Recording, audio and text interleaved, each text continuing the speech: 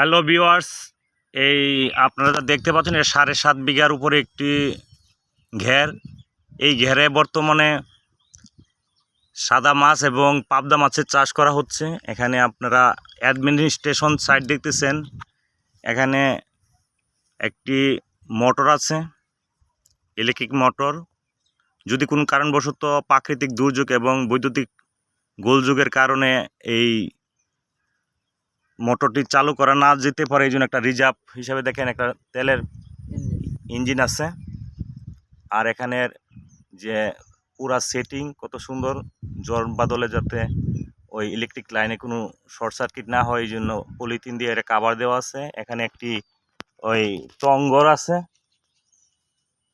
মাছা আছে, যেখানে এখানে যে এই গের যে ব্যক্তি এই রক্ষণাবেক্ষণ করে, পরিচর্যা করে, তার থাকার জায়গা কত সুন্দর। এখানে এই বিদ্যুৎ নিয়ন্ত্রণের জন্য একটা কাট আউট আছে, একটা বোর্ড আছে, আর একটা এরোমিটারের একটা সুইচ আছে। দেখতেছেন এটা লিভিং এরিয়া ওই পরিচর্যাগারীর।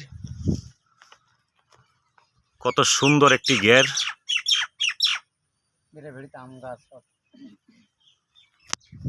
ঘেরের চতুর্দিকে উন্নত জাতের আম গাছ, এগুলো হলো গোবিন্দ জাতের আম গাছ। আর এই পাশে হলো আমরুপালি, আর ওই দিকে হলো হাড়িভাঙ্গা।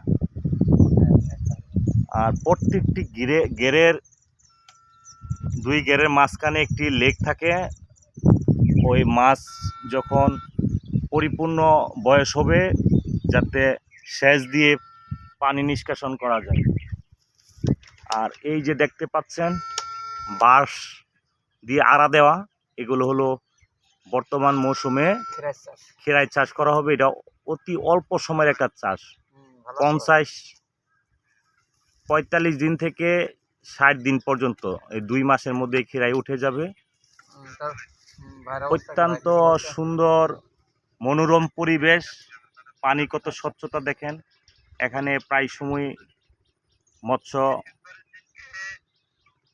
অভিজ্ঞতা সম্পন্ন যারা আছেন তারা এখানে এসে পানি পরীক্ষা করে যাচ্ছেন। এই সকল ঘের দেখার জন্য সকলকে আমন্ত্রণ রইল। আপনারা সবাই সাতক্ষীরা জেলা কলারোয়া থানা, তাছাড়াও খুলনা রুটে, তারপরে সুন্দরবনের রুটের এই দুধারেই এরকম ঘের দেখতে পাবেন। বর্তমান ঘেরটির অবস্থান হলো সাতক্ষীরা সদর জাউডাঙ্গা পাথরঘাটা এরিয়াতে। সকলে ভালো থাকবেন, সুস্থ থাকবেন। এরকম ঘেরের নতুন নতুন ভিডিও পেতে অবশ্যই কমেন্ট বক্সে কমেন্ট করবেন। সালামু আলাইকুম।